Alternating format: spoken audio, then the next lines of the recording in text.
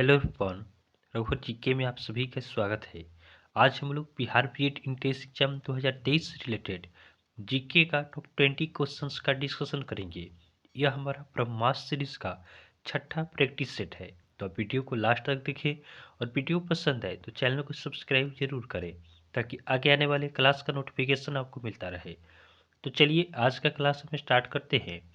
हमारा first question है, किस वर्ष उड़ीसा बिहार से पृथक हुआ? तो उड़ीसा बिहार से कब अलग होता है? तो उड़ीसा आपका 1936 में बिहार से निकलकर अलग राज्य के रूप में गठित होता है। ध्यान देंगे, उड़ीसा दिवस आपका कब मनाया जाता है? उड़ीसा दिवस ये आपका 1 अप्रैल को मनाया जाता है। कब मनाया जाता है? 1 अप्रैल को मनाया जाता है। और पूछा जाए कि आपसे बिहार दिवस कब मनाया जाता है, तो बिहार दिवस ये आपका 22 मार्च को मनाया जाता है।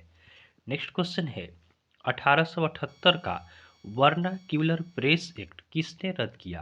1878 का वर्नाक्यूलर प्रेस एक्ट किसने रद्द किया? तो यह एक्ट आपका लॉर्ड रिपन और लॉर्ड लिटन द्वारा आपका रद्द किया गया। तो हमारा सही आंसर क्या होगा? ऑप्शन सी हमारा सही आंसर होगा। ए और बी दोनों सही है। तो 1878 का वर्नाक्यूलर प्रेस एक्ट यह आपका लॉर्ड रिपन और लॉर्ड लिटन द्वारा आपका रद्द किया गया। और ध्यान रखेंगे कि वर्नाक्यूलर प्रेस एक्ट भारतीय भाषाओं के प्रेस की स्वतंत्रता को प्रतिबंधित करने के लिए था, इसलिए इसे क्या किया गया? रद्द कर दिया गया। नेक्स्ट क्वेश्चन है, इंडियन अनरेस्ट का लेखक कौन था? इंडियन अनरेस्ट का लेखक कौन था? तो इस प्रश्न का सही उत्तर होगा ऑप्शन डी, वेलेंटाइन सिरोल। ये इंडियन अनरेस्ट के लेखक थे। नेक्स्ट क्वेश्चन है, स्वतंत्र भारत का अंतिम गवर्नर जनरल कौन था? स्वतंत्र भारत का अंतिम गवर्नर जनरल ये कौन थे? तो इस प्रश्न का सही उत्तर होगा ऑप्शन ए, सी राजगोपालाचारी। सी राजगोपालाचारी ये आपका आज़ादी के बाद भारत के पहले स्वतंत्र और अंतिम भारतीय गवर्नर जनरल थे। नेक्स्ट क्वेश्चन है, गोदान किनकी रचना है? गोदान ये आपका किनकी रचना है? तो गोदान ये आपका मुंशी प्रेमचंद की रचना है। ऑप्शन बी हमारा सही आंसर होगा।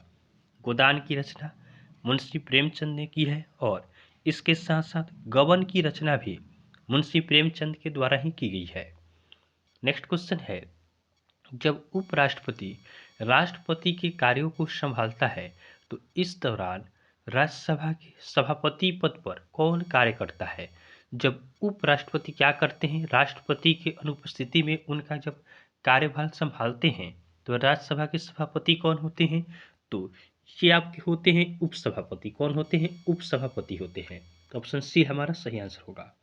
ध्यान रखेंगे, वर्तमान में भारत के उपराष्ट्रपति कौन है? तो वर्तमान में भारत के उपराष्ट्रपति हैं जगदीप धनखड़। नेक्स्ट क्वेश्चन है, भारत के प्रथम उपराष्ट्रपति थे। भारत के प्रथम उपराष्ट्रपति कौन थे?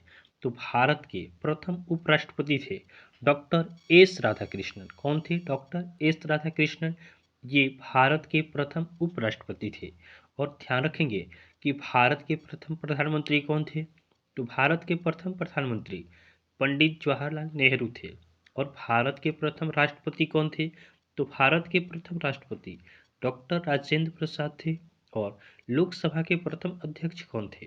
तो लोकसभा इसके प्रथम अध्यक्ष थे पी मावलंकर। नेक्स्ट क्वेश्चन है, भारत के उपराष्ट्रपति पर अभियोग किसके द्वारा लगाया जा सकता है? भारत के राष्ट्रपति पर अभियोग किसके द्वारा लगाया जा सकता है? तो इस प्रश्न का सही उत्तर होगा ऑप्शन ए, राज्यसभा। राज्यसभा क्या करता है? यह आपका उपराष्ट्रपति पर अभियोग को ला सकता है। नेक्स्ट क्वेश्चन को देखते हैं। अगला प्रश्न है, भारत का उपराष्ट्रपति किसका पदेन सभापति होता है? तो भारत का उपराष्ट्रपति ये आपके राज्यसभा के सभापति होते हैं। किसके होते हैं? राज्यसभा के सभापति होते हैं। और ध्यान रखेंगे, राज्यसभा एक आपका अस्थायी सदन है, इसका कभी विघटन नहीं किया जा सकता है। नेक्स्ट क्वेश्चन है, कोयला उत्पादक देशों में भारत का स्थान है। कोयला उत्पादक देशों में भारत का कौन सा स्थान है? तो भारत का आपका तीसरा स्थान है। कोयला के उत्पादन में भारत का स्थान आपका तीसरा है। फर्स्ट नंबर पे कौन है? तो फर्स्ट नंबर पे आपका चीन है। कौन है? चीन है। सेकेंड नंबर पे कौन है? तो सेकेंड नंबर पे आपका अमेरिका है। तो चीन आपका फर्स्ट नंबर पे है, अमेरिका सेकेंड नंबर पे है और अपना देश भारत ये आपका कोयला के उत्पादन में तीसरे नंबर पे है।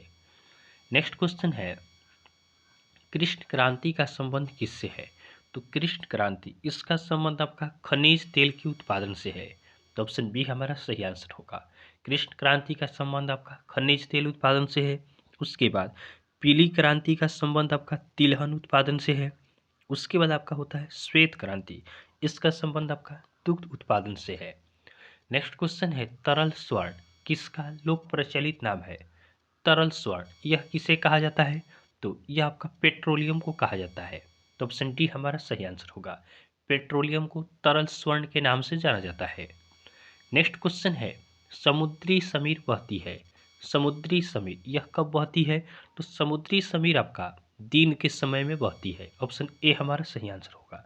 ध्यान रखेंगे, समुद्र से स्थल की ओर आने वाली पवन को समुद्री समीर कहते हैं। समुद्र से स्थल की ओर आने वाली पवन को आपका समुद्री समीर कहा जाता है। नेक्स्ट क्वेश्चन है, चीनुक हायक। तो चीनुक क्या है? चीनुक आपका अस्थानीय हवा होता है। क्या होता है? अस्थानीय हवा होता है। ऑप्शन ए हमारा सही आंसर होगा। स्थानीय पवनों को वायुमंडल का आपका तृतीय परिसंचरण कहा जाता है। क्या कहा जाता है? स्थानीय पवनों को वायुमंडल का तृतीय परिसंचरण कहा जाता है। नेक्स्ट क्वेश्चन को देखते हैं, एक लिफ्ट में किसी व्यक्ति का प्रत्यक्ष भार वास्तविक भार से कम होता है। जब लिफ्ट जा रही हो तो कोई लिफ्ट है, इसमें किसी व्यक्ति का आपका प्रत्यक्ष भार वास्तविक भार से कम होता है। कब कम होगा? जब लिफ्ट आपका नीचे की ओर जाएगी तब आपका क्या होता है? भार कम महसूस होता है।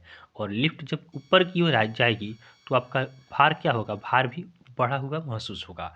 तो लिफ्ट जब नीचे आएगी तो वास्तविक भार से भार कम लगेगा और लिफ्ट जब ऊपर जाती है तो वास्तविक भार से भार क्या लगता है? ज़्यादा लगता है।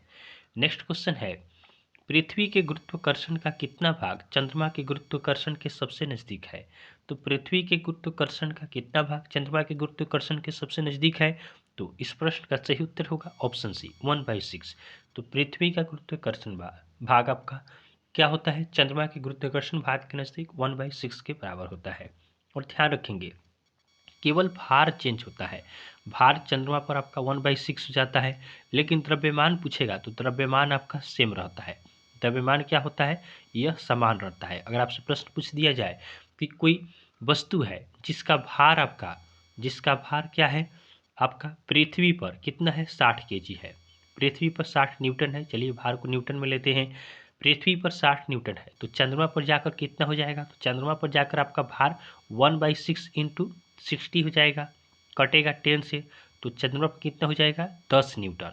लेकिन अगर वही कहा जाए कि द्रव्यमान आपका पृथ्वी पर 60 न्यूटन है तो चंद्रमा पर द्रव्यमान कितना होगा? तो चंद्रमा पर द्रव्यमान आपका 60 न्यूटन ही होगा। तो ध्यान रखेंगे, इसमें बच्चे काफ़ी कंफ्यूज रहते हैं। केवल भार आपका 1/6 होता है। द्रव्यमान पूछेगा तो द्रव्यमान आपका पृथ्वी और चंद्रमा दोनों पे समान रहता है। नेक्स्ट क्वेश्चन है, अंतरिक्ष यात्री को आकाश का रंग दिखाई देता है। तो अंतरिक्ष यात्री इन्हें आकाश का रंग आपका काला दिखाई देता है। तो ऑप्शन डी हमारा सही आंसर होगा। किसके कारण काला दिखाई देता है? तो वायुमंडल की उपस्थिति के कारण अनुपस्थिति के कारण अंतरिक्ष यात्री को आकाश का रंग आपका काला दिखाई देता है। नेक्स्ट क्वेश्चन है, लाल ग्रह के नाम से जाना जाता है। तो लाल ग्रह किसे कहा जाता है? तो मंगल ग्रह को कहा जाता है। ऑप्शन सी हमारा सही आंसर है। लाल ग्रह के नाम से मंगल ग्रह को जाना जाता है। ध्यान रखेंगे, सबसे बड़ा ग्रह आपका बृहस्पति है। कौन सा ग्रह है? सबसे बड़ा ग्रह बृहस्पति है। भोर या शाम का तारा शुक्र को कहा जाता है। उसके बाद शुक्र को पृथ्वी का बहन भी कहा जाता है। उसके बाद ध्यान रखेंगे, अरुण व वरुण ग्रह को सहोदर भाई के नाम से जाना जाता है। उसके बाद ध्यान रखेंगे कि पृथ्वी का एकमात्र प्राकृतिक उपग्रह क्या है? चंद्रमा है। नेक्स्ट क्वेश्चन है, एक खगोलीय इकाई निम्न के बीच की औसत दूरी है। तो एक खगोलीय इकाई यह किसके बीच की औसत दूरी होती है? तो यह आपका पृथ्वी और सूर्य के बीच की औसत दूरी होती है, एक खगोलीय इकाई। आज का हमारा लास्ट क्वेश्चन है, टेलीविजन का आविष्कार किसने किया था? टेलीविजन का आविष्कार किसने किया था? तो यह आज के लिए आपका होमवर्क का क्वेश्चन है। आप इसका आंसर में कमेंट जरूर करेंगे कि टेलीविजन का आविष्कार किसने किया। देखते हैं कितने स्टूडेंट इस क्वेश्चन का हमें कमेंट कर आंसर देते हैं। तो चलिए आज के लिए हम इतना ही रखते हैं। आपको वीडियो पसंद आया हो तो आप वीडियो को लाइक करें और चैनल को सब्सक्राइब जरूर करें। तब तक के लिए धन्यवाद।